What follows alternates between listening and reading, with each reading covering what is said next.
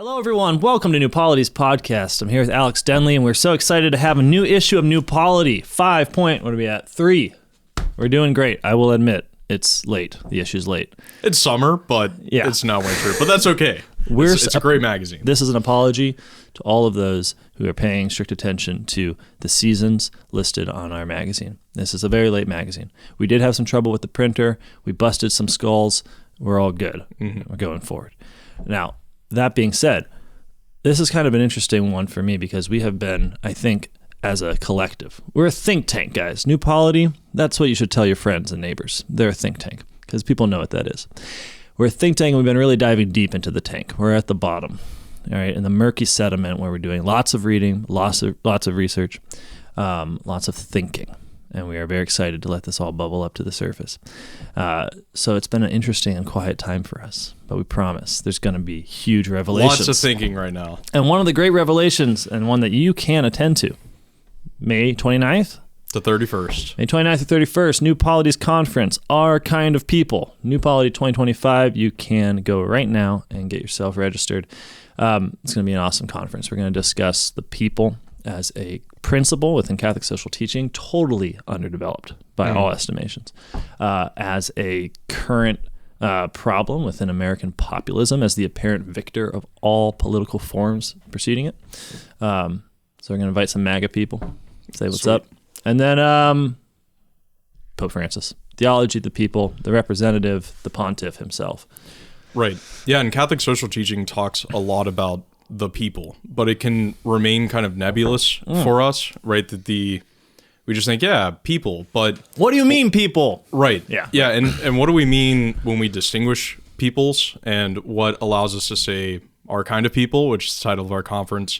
What does it mean to be the people of God, which, all throughout the Old Testament into the New Testament, I'm thinking of like de Lubach's Catholicism, that the people of God being a central term for understanding ourselves as church, the people who are called out.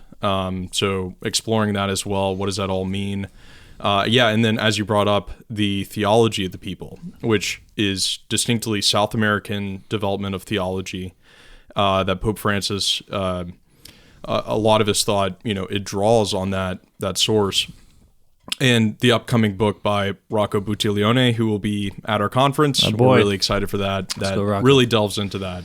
Yeah, so if you've ever locked yourself in your room and chain-smoked menthol cigarettes, looking at a slowly turning fan and wondering how does the universal destination of all peoples in the one church fit with the particularism of peoplehood, which has an inside and outside distinction, how does it work?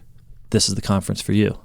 Right? But we're not here to talk about the conference anymore. We're here to talk about this wonderful magazine, which has so many delightful attributes. If you're not subscribing, you have cancer, and it will get you.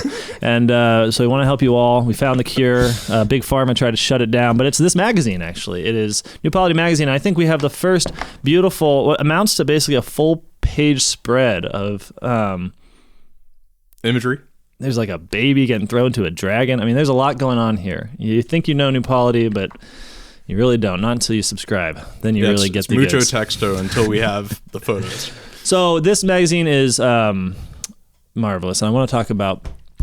I'll just start with one of the pieces in it. One of the most exciting ones for me was Margaret McCarthy's piece, where she defends what she calls just sex discrimination.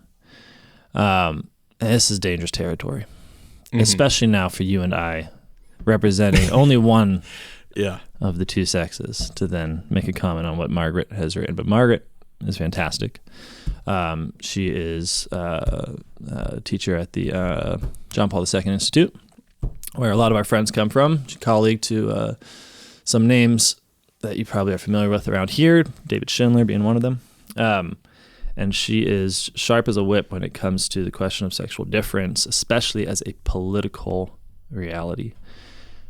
The basic argument of her work for New Polity here is that there is a type of feminism which she characterizes as a pro-life feminism that she wants to critique.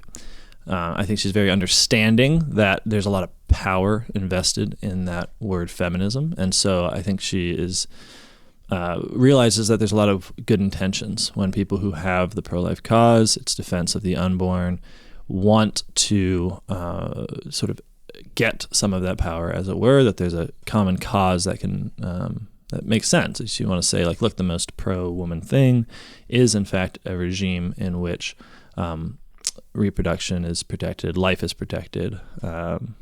She's sympathetic. But what she ultimately critiques is the way in which, in the defense of the unborn, the presumption, thank you, Alex, the presumption has still been the unisex or sexless individual.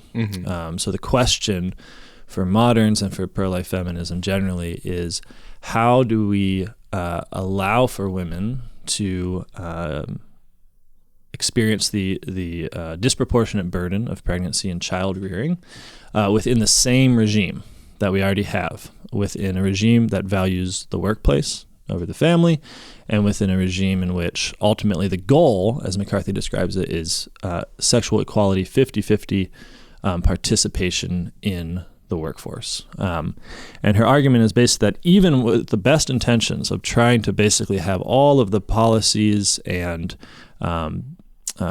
benefits and childcare available to make it so that a woman can say, yeah, I'm going to have kids and I'm going to be able to participate in the workforce and fulfill my dreams and desires there. It ends up characterizing pregnancy as a detriment to the latter, detriment to the workforce, and the child as a detriment to the career. And that the policies that, even the well-intentioned policies that come out of it, ultimately make room for an anthropology in which, pregnancy is, and weakness generally, is characterized as a sort of disease that has to be fixed through technocratic control. And she makes a very convincing case that one of the things this does is it creates a society in which we are often forced to pretend to not know what we know. So even though it's the case that, like, a workforce, for instance, can't rely on women to the same extent as men, precisely because they know that they'll take the time off for pregnancy and for child rearing, and that very often then when they come back after maternity leave, they move from full-time to part-time. This is true in almost any profession. There has to be a certain sort of ideological... kind of forget about that. Yeah. An ideological lens has to be put on. You have to say, like, no, that's not what happens. Like, in fact, women and men, by a sort of natural equality, all desire the same participation in the workforce, and anything that would change it is really something that's not natural to them and needs to be corrected, typically through reproportioning wealth, through technology, through interventions by a state. So, and it's something remembering from Rusty Reno's piece. We'll get there, but he talks about declining birth rates and all of this, and also I was just remembering like Jeff Bezos saying, Amazon, if you work for Amazon in a state that's outlawed abortion, we'll fly you out to California or wherever else to get an abortion for the purpose of you going back to work sooner and not paying maternity leave. Yes. You know, he didn't say that part of it, but you can see when that setting is shifted to where pregnancy is a problem and women becoming mothers is a detriment to the market and is a detriment to having them work more, then the society has shifted. Instead of promoting and recognizing that women want to become mothers, they're attacking it and wanting to totally to make it a problem to be solved. And what McCarthy does, I think, is really pertinent, is that she makes this a debate, because she makes a very bold claim that actually it's been a part of Catholic social teaching to have as a norm the family wage. So the family wage is this idea, and it is true, it's throughout Catholic social teaching, is the idea that motherhood should be prioritized because of the fact that young children need mothers in a way that's unique. So motherhood should be prioritized, and the recommendation then is the family wage, where the man, a husband, is paid enough for the mother to be able to take care of children. That's what justice is. That's the primary consideration of justice. Now, McCarthy is very careful not to say, like, and there's no situation where a woman should work or something like that. That's actually the opposite of what the doctrine of the church. It's always describing a goal of justice when there's equal work going on, but it has this priority of motherhood as being more important, and not just like quantitatively more important, but in fact vocational. That participation in the workforce is ultimately like a utilitarian thing that you have to, at the end of the day, and this is true of everyone's life, just women have a sort of built-in example of it. At the end of the day, you have to be willing to sacrifice that stuff for vocation. Mm-hmm. It's just part of everyone's life. Like you can't instill an attachment to a workforce such that when you're called to do something at a radically human level, like give yourself, give your life, sacrifice in a way that has no benefit to you, that doesn't come with career, that doesn't come with salary or anything, but it's just strictly doing the good. You have to be habituated to make that sacrifice. And what's so cool about pregnancy is like women have a built-in, like, it just becomes real very instantly. It's very hard. And I appreciate McCarthy writing about it, because she's not like, she just doesn't even go for the whole, you can have it all. It's really, you see this sometimes when people characterize it where they're like, well, motherhood is just like the best career. And the payment is just the best kind of payment because it's, happiness or something like that. No, they collapse it in kind. So it's all the one thing, making tons of money and kids. It's like, no, they're very different. Well, it's so different. It's such a funny thing. It shows that the real value of the society, which is like we need to describe things in terms of money making in order to accept them. So you'll hear these arguments where it's like, well, if a woman was really paid for all she did, she'd be making this much money. And then you can value it because you've attached a dollar sign to it, as opposed to saying is not an exchangeable quality here. This is a infinite vocational reality, which is qualitatively different than a career reality. And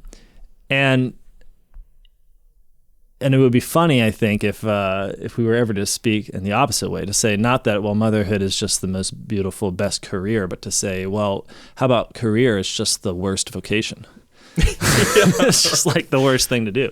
Yeah, it means the same thing, but it would show that the priority was on vocation, because it's a question of like, what's life for? What are we up to? What, at the end of the day, when we live a life for the sake of glory, like to have a life that's worthy of being told, well done, good and faithful servant, like what is it that is being recognized? And I think vocation in the tradition is always the primary thing, and then career serves vocation and not vice versa. Well, I mean, the Gaudium's best phrase that I always bring up of, you only find yourself through sincere gift of self, that there's very few things like being a mother that is being a sincere gift of self. I mean, it's the gift of your whole self to the child in a way that the gift of self to the company and creating profits or whatever is just nothing. There's no comparison there.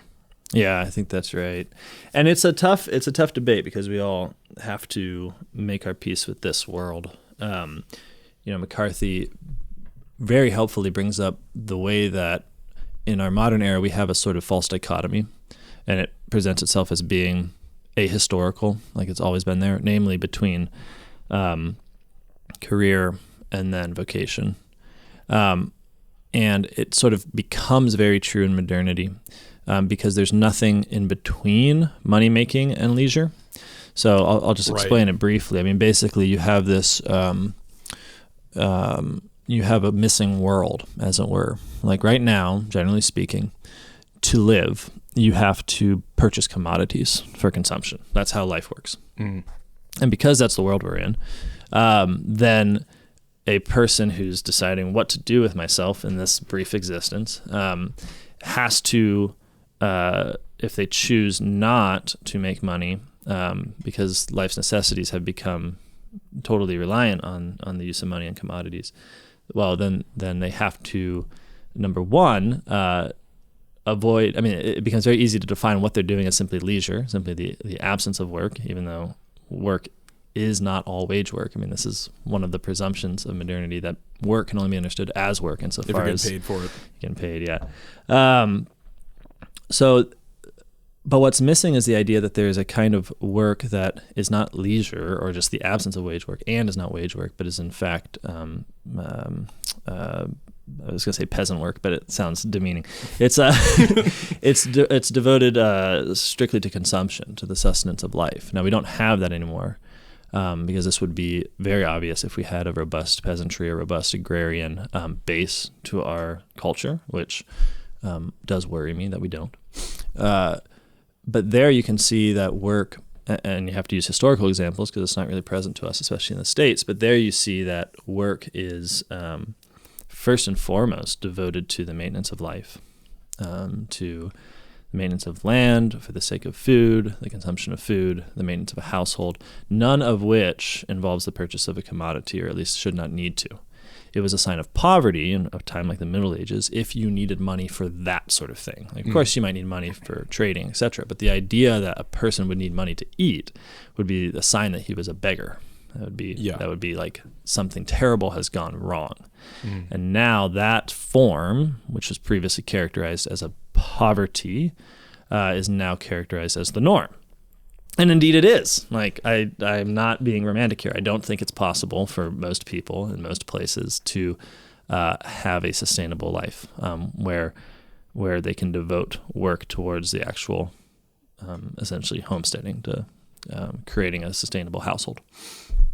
It doesn't seem... It seems only possible if you already have a lot of money to be able to buy land, et cetera, et cetera. Okay.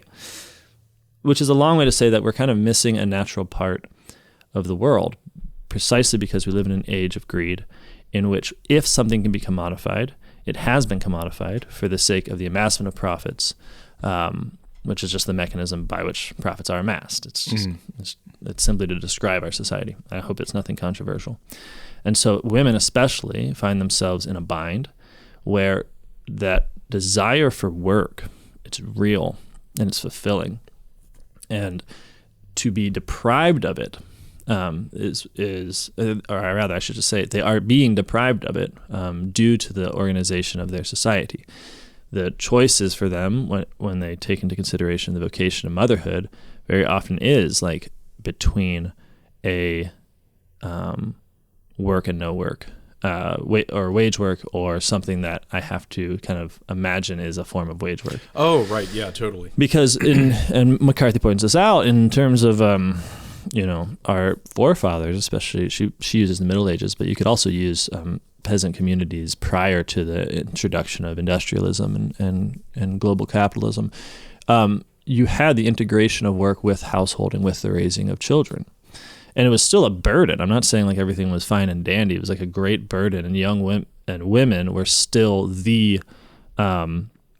absolutely bore the burden of raising small children, which now we have to kind of, anyways.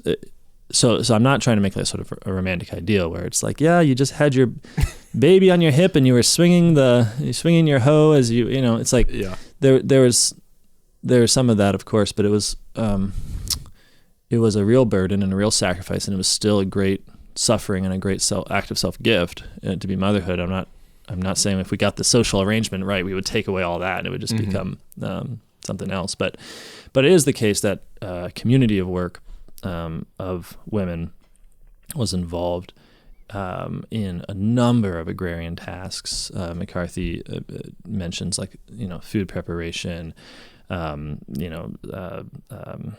bacon making, and it's just funny. Bring home the bacon is actually like a women's work in many medieval societies. The brewing of beer, making clothes. The life of the household was integrated with small children, with the presence of small children. Not without difficulty, but it was real. And so that idea that as a mother, you're suddenly faced with a choice between no work, just wouldn't have come up. Mm-hmm. Either you become a mother, or you stop work. Yeah, mother and you stop working, or you keep working. No, in some ways it would have been much more simpler. It's like, hey, your work's about to get harder. Well, it seems like it pointing to a world in which being a mother is so valued that is prioritized, and because of that, then the world of being a mother has work that comes and flows out of that. It goes back to the gendered world discussion that you and Maria had on the Gender Season 2, because in the same way, there's a world in which like being a mother meant having a work and having a society of other mothers who you're supporting each other in that common labor and the common thing of what it means just to be a mother. But because that's been so attacked and because it's not valued, then there's a collapsing of that world of being a mother into you're isolated. Well, now I'm a mom, so now I have to quit my job or go to part-time. And now I feel like I don't actually work because I don't make any money. And there's a kind of internal, like, am I giving up the meaningful work for this selfish purpose of being a mother? Yeah, right. Which is such a like that shows how far gone from having a world. Yeah, and I don't need to be. I mean, this is a common trope, but you're damned if you do, damned if you don't, right? Because if you give up within the society in which there's no sort of center of work for the sake of the sustainability of the household, when that's stripped out and commodified and becomes just something that is attained through wage work, through money, well, then, yeah, you've got a, well, if I have the kid, then I'm giving up on the contribution that I ought to be making through wage work within a wage work society.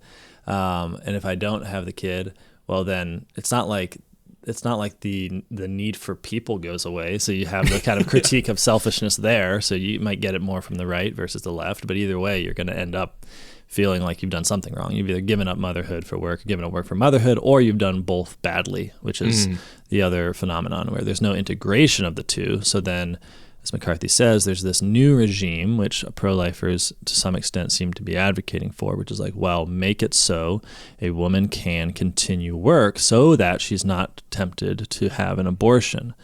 So give her like universal daycare, give her ability for others to basically take care of her child so that she can continue to do this. Paradoxically, so she can say no to abortion, which is obviously a really great motivation. But as McCarthy points out, like the framing of it is that the pregnancy and the birth and all of that is a disease that needs to be healed and a problem, rather than saying, no, our society has a sickness and what's needed is a radically different way of living. And I find that's just a theme very often in New Polity and in just thinking about the world, is that we have a situation that requires radical conversion. We don't have a situation in which if you kind of just fiddle with money a little bit here, policy a little bit there, then you can have the Christian life lived out in its fullness. We have a situation in which the world is inimical to both human nature and then to human nature called by grace to its fullness. And so the world needs to change. And that's not an easy obviously prescription. Right. But it's good to know and it's good to point it out. I think it's because it's just so unfair that people, like, it's a bad enough situation, but then to also think of it as natural and not as the production of a very specific set of social circumstances that have been produced for the sake of money. That's especially painful, because then instead of cursing man, you're kind of cursing God. I'm not saying actually, but there's a sense that like you've been damned by biology is how someone might describe it, or you've been sort of condemned as a woman to this, lose-lose situation. When it's like, no, like it's hard, but it's not hard because it's a lose-lose situation. Like there is beauty and victory and fulfillment possible in vocation.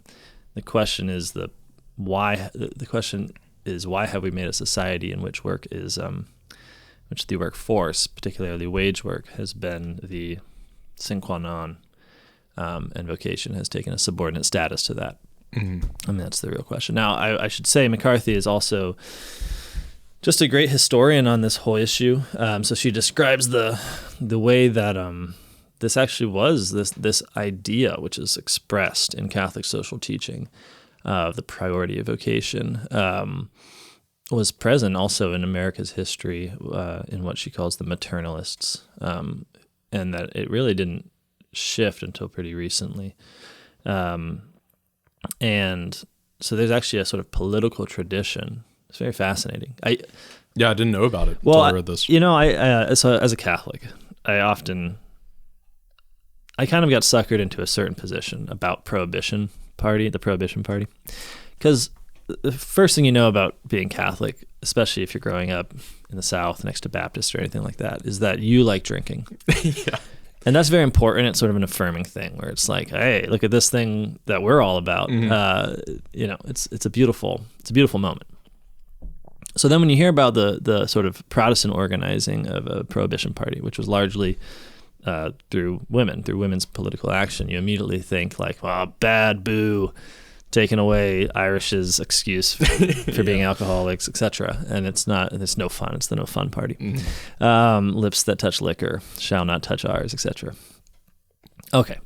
But there's something amazing about this. Like, think about the fact that the Prohibition Party got a freaking constitutional amendment through the organization of women, not as statesmen, but as mothers of families, communicating with each other in small groups and guilds, and you know what I mean, communicating with each other and creating a political base that the power of which you could not dream of now. It's like, really, you think you could organize women on that scale right now to get a constitutional amendment?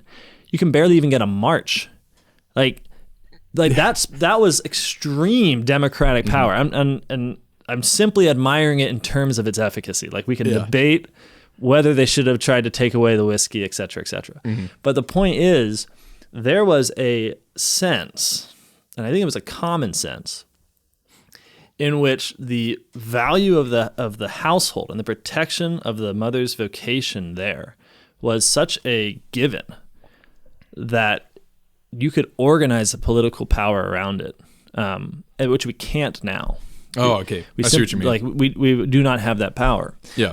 Similarly, in maternalism, this idea of the specific goal of government should be not to sort of instill 50% participation in the workforce, but should be to create jobs that are paid justly so that mothers can't, like for husbands, so that mothers can actually be mothers without fear, guilt, or shame or anything like that. Their difference can be completely valued.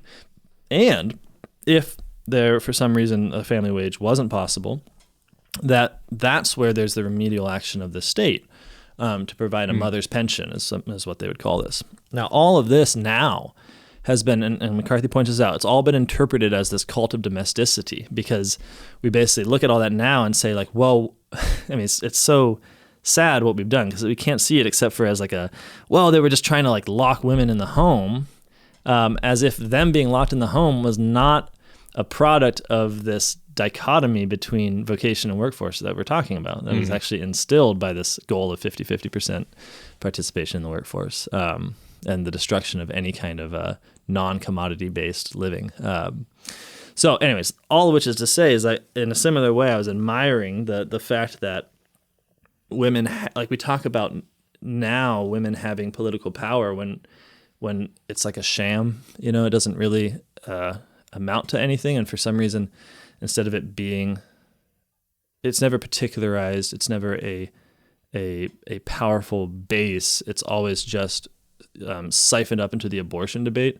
And so the women's thing becomes really the 50% of women who on any given year are pro-choice versus pro-life, that sort of thing, which is just, I mean, that's deadlock. That's not power. That's inability. Yeah. Constitutional amendment, come on, not going to happen. Anyways, point is, maternalism, bad rap, pretty cool. Sure. Got it. All right. Yep. So thanks to McCarthy. Mm-hmm. She was great. Wonderful piece. Very well written. Yep. A joy to edit. What else? Do you want to move to, I think from here, well, we could talk about James McCann's poetry. Oh, we can't. It's beautiful. It's beautiful. We can't actually reveal it. You have to get the magazine for that. There's only 3 poems. James Donald Forbes McCann. Love that guy. What a legend. Yeah. He came to Steubenville like a sort of like an apparition of a saint and gave us various warnings and then left. And we're all still, just talking about it and trying to make sense of what that meant for us, for him, for the church.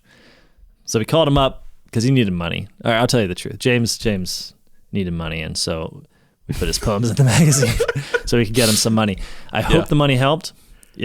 It's tough being a comedian, I think. It's not like I think it's an interesting thing. You get really famous sort of theoretically, but not financially. Like, Mm-hmm. It's like, yeah, you just opened for whoever, and turns out that doesn't actually pay much. It's still... Oh, if you're just an opener, yeah. Yeah. The point is not that James Donald Forrest McCann is at all financially responsible. I know he wants to buy a boat. That's important to him. But when's he going to get that boat? I don't know. I don't think soon. If it's going to Just got to go on Kill Tony a few more times, I guess. If it's going to come through money, I just hope that the poetry has helped him. Mm-hmm. But the marvelous poems, they cracked me up. Yeah, also, from your overture, talking about Bentonville, Arkansas, Walmart headquarters. James did call me about, yeah. It was very funny. Yeah, that he went down there, I think, for a show or something like that, the Walmart HQ of the world, and they have this, like, beautiful downtown. It looks pristine, wonderful, and he just said, wow, so Walmart gets to make a beautiful downtown and then destroy everyone else's. Yeah, it's like the means by which they have the capital to produce a downtown, which apparently has like gas lamps and all pedestrian areas and beautiful parks and such, and little shops. The means by which that's produced is, of course, through making it impossible for anyone else to have that downtown. Yeah, exactly. So he was pointing out the humor of that. He is a sharp critic of culture. He says things, it's a little blade. I think that's what comedians are for. Mm-hmm. I've been wondering about in the regime that will eventually lead if we should have them executed, and I think they'd be good as a Socratic. Just the court jesters. Yeah. Yeah. I just wish they were better right now. Are they bad? I don't no, they're check pretty in. bad right now. But James McCann, he's a light. Yeah, he's a light in the darkness. I mean, it seems to me, I could be wrong about this. I haven't checked in. Mm-hmm. It seems to me that there's been a difficulty where comedy sort of became conservative because that was on the outs. And so comedy always thrives within a sort of scrappy role of mocking some dominant paradigm. But arguably, the recent election has revealed that the dominant paradigm maybe is in fact the conservative thing.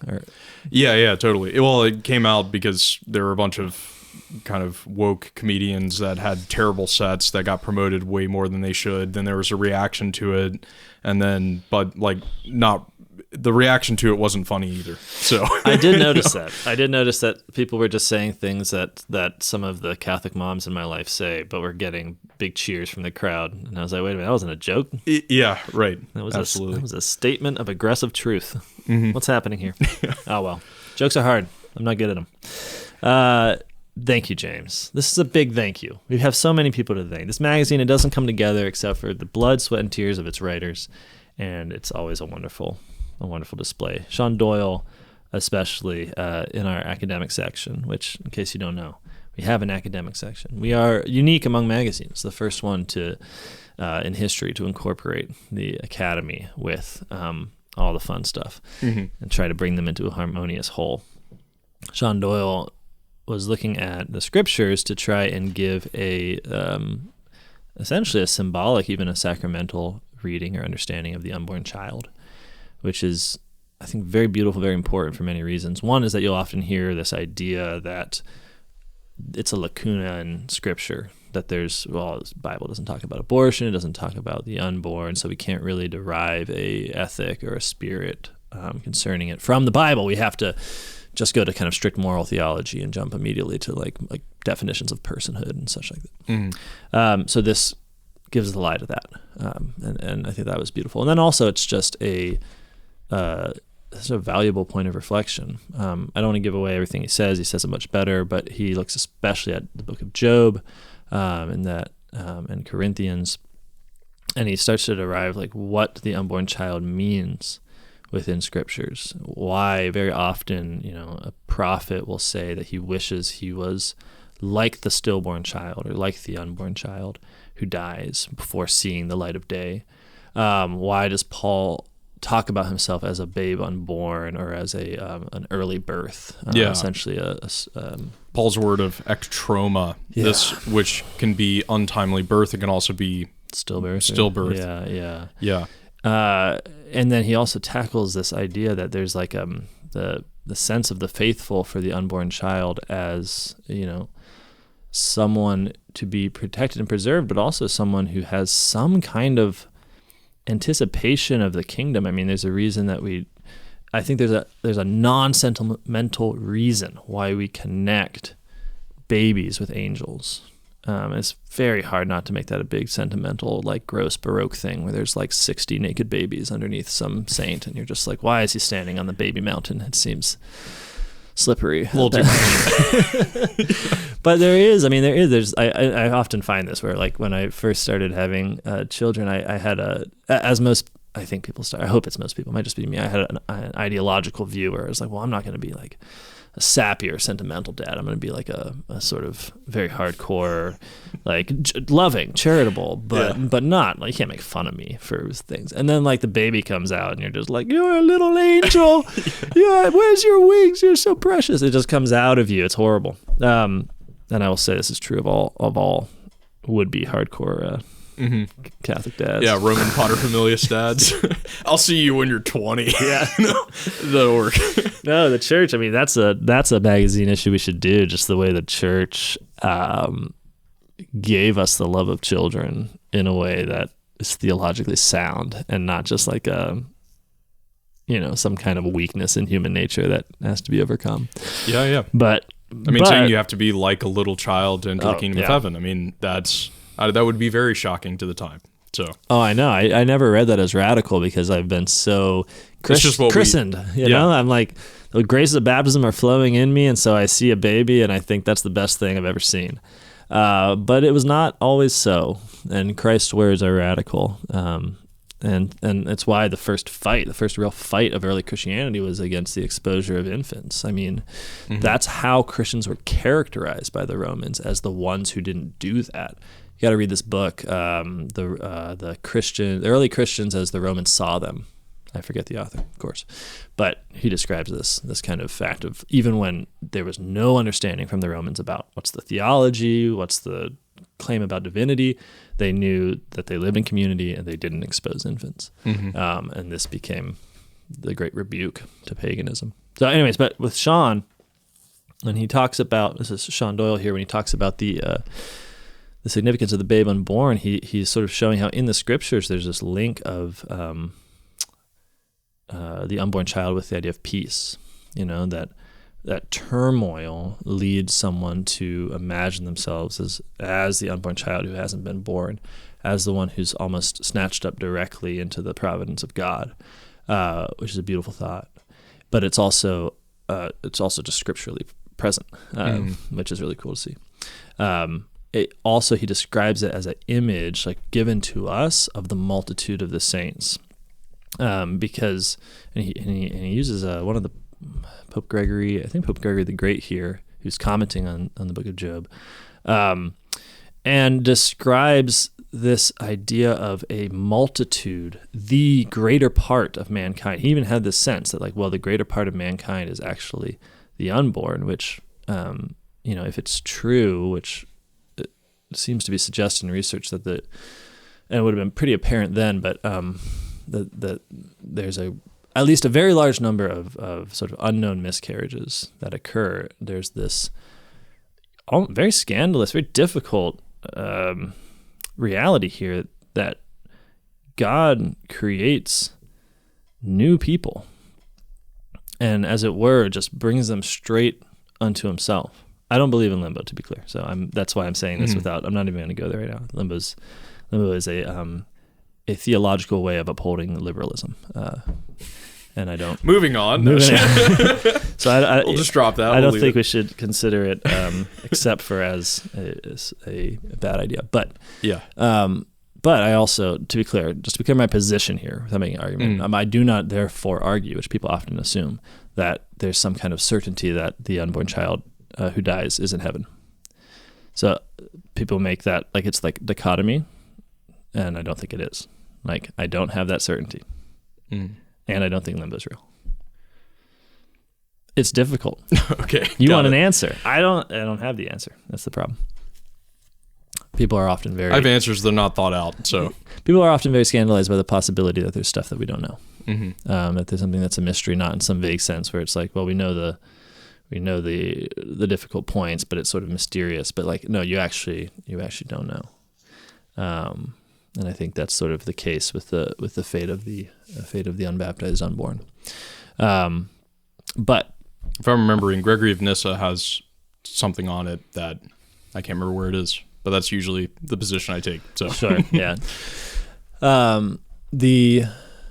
The babe unborn as a symbol of the multitude of the elect who are present to us, who are part of our family, but are invisible to us. That's where Sean sort of brings this whole biblical exegesis. I think it's really great.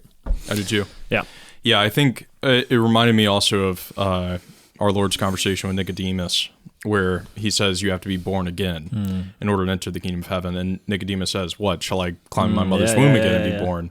But by saying that, Christ is saying in a way that we are all still in the womb in a certain sense, that we have to be a new creation born into a new life, that that then you can see the unborn child, especially because he picks up on 1 Corinthians 15 being born into the resurrected life, that we don't even know what it is and what it looks like yet, but that's the same experience of being in the womb still, not knowing what the world is. So I just thought it was very profound. Yeah.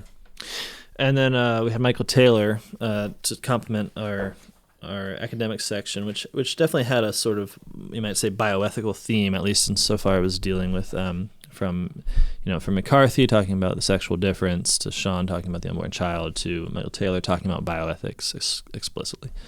You read it. What did he say? Yeah, and I think the theme, I'll throw it to me. I think the theme running through the different articles, and including Rusty Reno's piece called Singularity, is that we're in the wrong framework with which to understand the problems that we're faced with. Sure. That the sex discrimination regime then does not allow us to really understand what it means to have a world of mothers and mothers' work, that we are in the same way with the unborn child, that we're not recognizing that what the Christian change from the pagan is actually to view the child as showing you your relationship to God and moving into grace, that you have to be a new creation, and your power is oriented downwards to them, and not just they're another problem, you have to deal with it. Eventually they'll get older and be useful to you, but for now they're just screaming and taking all your food and whatever. And similarly with Michael Taylor's piece, and just fantastic about bioethics and the problem, and he closes with this, is the problem of the Hippocratic Oath, that he says that we don't know what it means, but he proposes a Socratic oath where where someone professes to never instrumentalize reason. And what he says is that the bioethical mode, in some ways, not always, can view reason as an instrument by which to get compliance. You have like ethical breakdowns and codes, that you have a checklist of things that people have to assent to, and it's already within a kind of technocratic utilizing reason to get consent mode, rather than something more integrated. Yeah, I think everyone should be skeptical about a person who uses the word ethics and ethical a lot instead of right, wrong, and good, because there's something happening there. And I think everyone's noticed this. It's so asinine and difficult. It's a part of office language, which is the most oppressive language invented as of yet. But office language, no one's going to tell you that you did something wrong, but they might tell you did something problematic, and that's unethical. And that's worse somehow. Like, if you were simply to say, "Hey, what you did is a sin against God and man," and be like, "Oh, okay, that's fine." That's like some kind of private thing.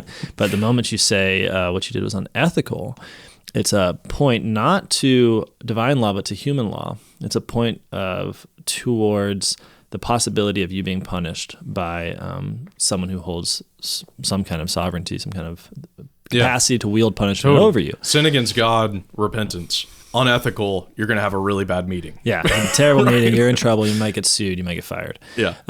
And so there's this way in which there is, in the use of that language, there's basically a giving up on the very idea of a real telos of man in his flourishing, of what's good, of what's bad for man. And so the total loss of any kind of reprimand that actually is for the good of the other, but instead a procedural understanding of, what's good and what's bad is defined by a power. And then your relationship, your submission to that power or lack of submission, are the only real meaningful points of good or bad behavior, which gets called now ethical or unethical, sometimes very literally related to like a code of ethics, which that code of ethics itself is not questioned. Mm-hmm. It's just, that's what works. What are its principles? Where does it derive itself? It's not important. The point is that it is the ground by which power can be exerted on you. And so that's the real thing. Not the good, bad, not the right, wrong, but the ethical, unethical, the problematic, or the best practice, that sort of thing, that sort of language. Michael doesn't bring that up directly here, but I think he talks about this strange history where Catholics essentially all invented the very idea of bioethics was a Catholic idea. The institutions for bioethics all came out of the Catholic universities and then immediately became integrated within the hospital systems. And that there was a certain hope within this that we could play the game of proceduralism.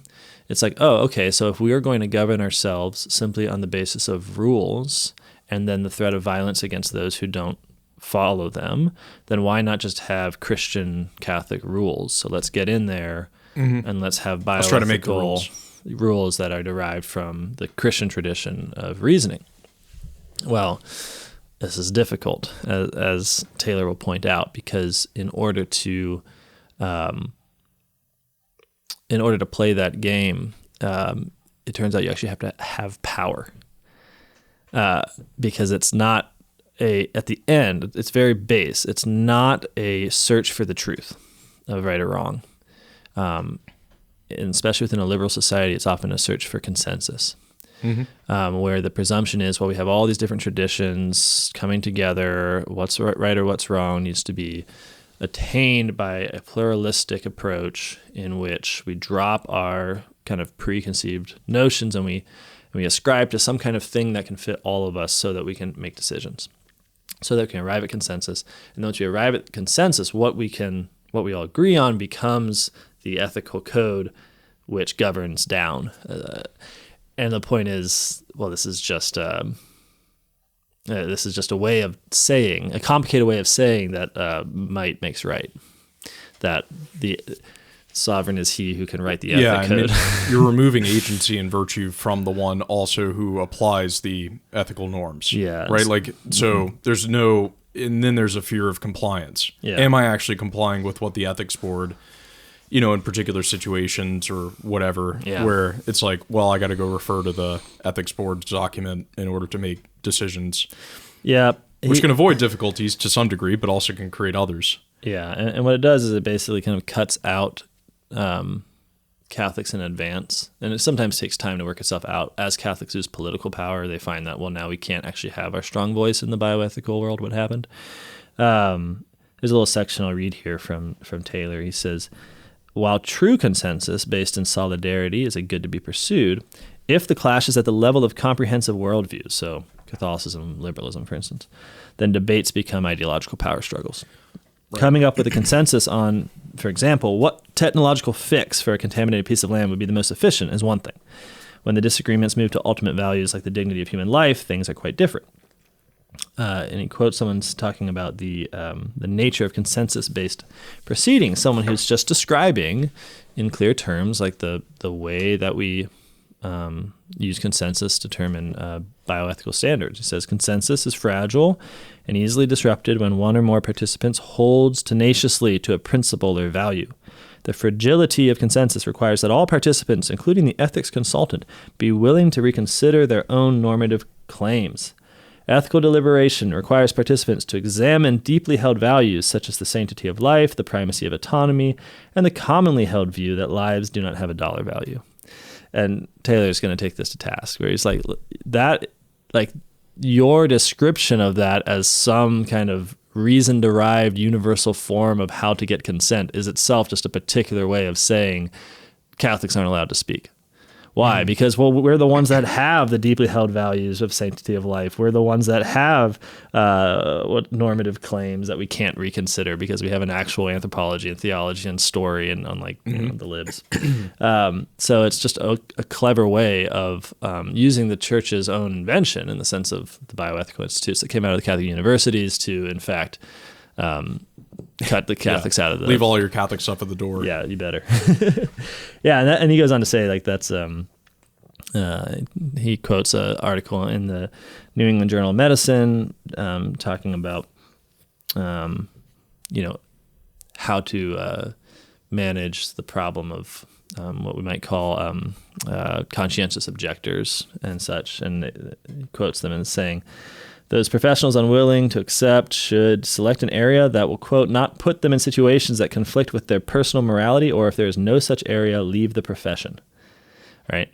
So that's sort of the bottom line when we don't ask ourselves, what is our view of reason and of the truth at the beginning? But we say, no, we can use a liberal beginning and just carefully work it for Catholic ends. You kind of end up in the situation that we're in. And this is very disheartening because, like many things in life, what you find out is that the church is a community. It's a family. It belongs to itself. It is the family of the redeemed who come together to live a certain kind of life. It's true that kind of life can be within what you might call Babylonian structures, right? It's an exile, right? It can't relate to a dominant power in some way. It has to make certain concessions, and not any concession, but it has to sort of speak a certain language. That's all true. But at the end of the day, it's not true that the form of Christian life can be affected through the form of the pagan and through the institutions that it proposes. Yeah.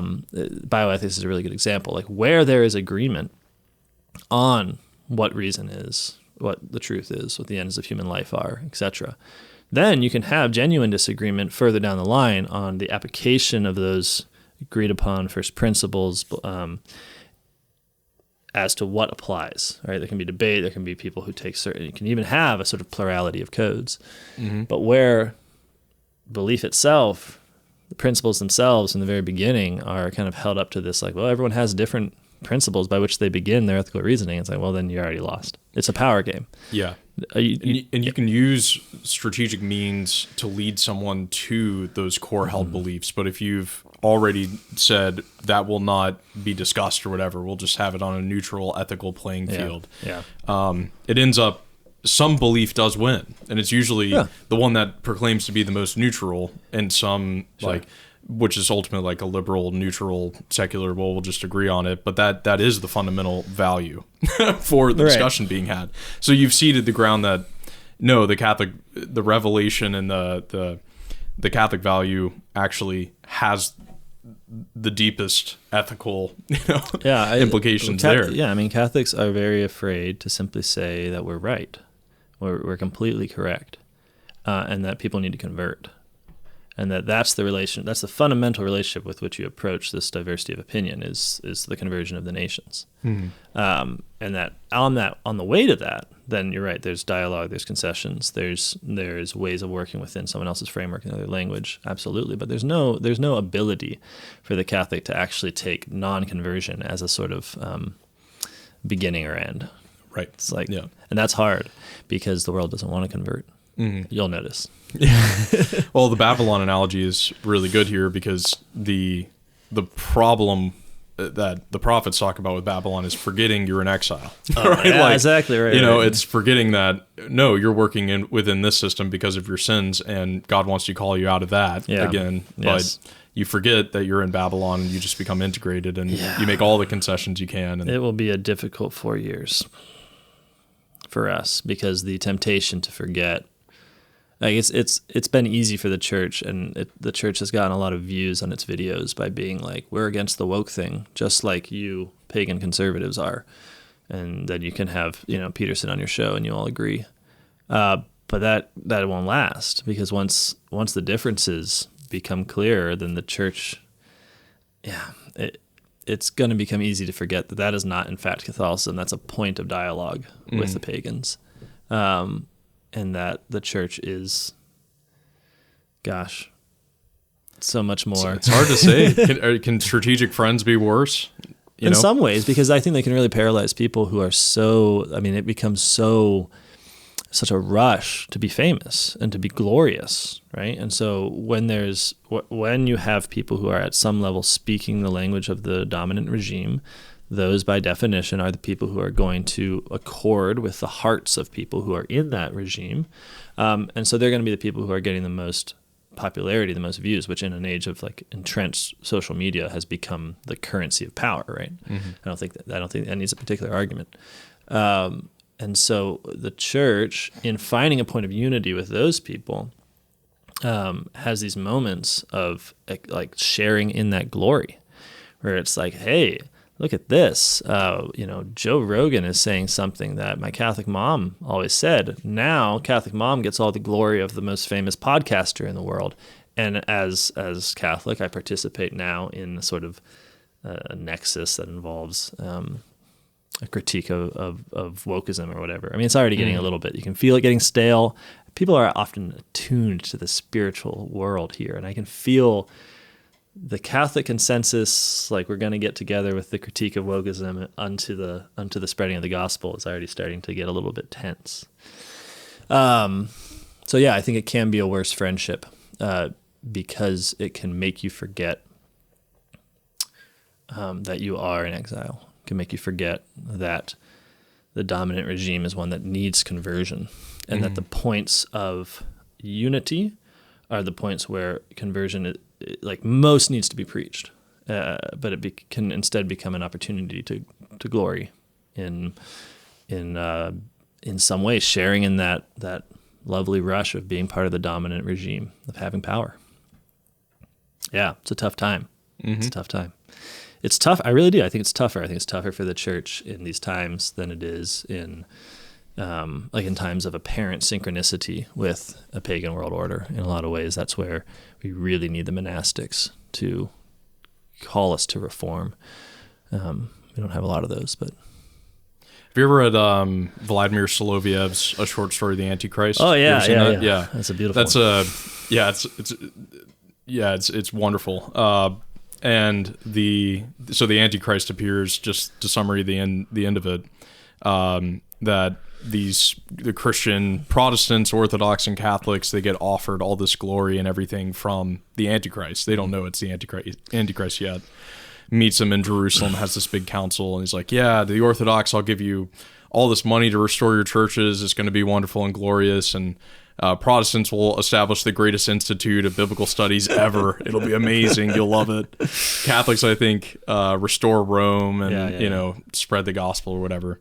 And then the Orthodox Elder John just tells them, we'll do all this, but just profess Christ as Lord. Yeah.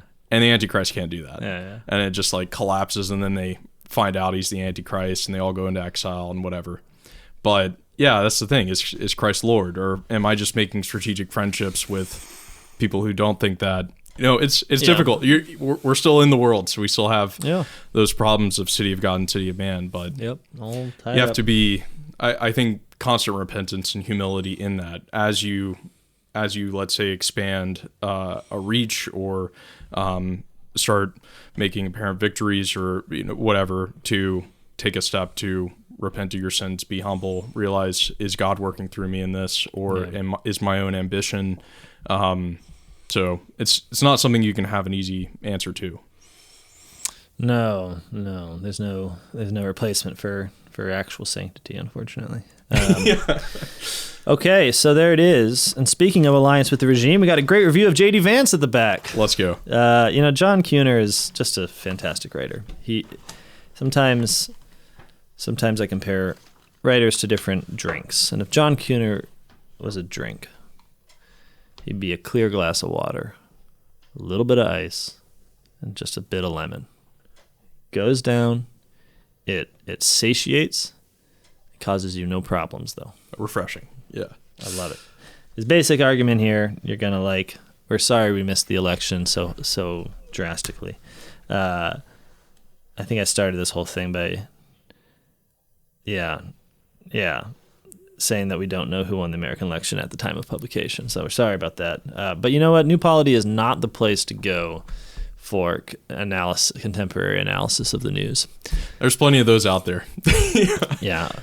We're the place to go for the radical shift in your whole orientation, where Christ is posited as not just a fungible part of human life, but is in fact the very lens, the very mode in which we see and understand the world,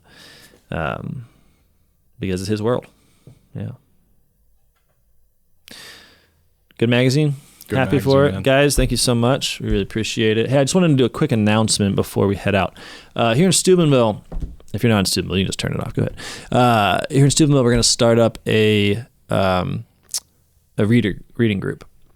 So if you're a subscriber to the magazine and you're at all local, what we're going to do is we're going to have a party after each release of the magazine, probably like 2 or 3 weeks after. We'll announce it to everyone who wants to get involved.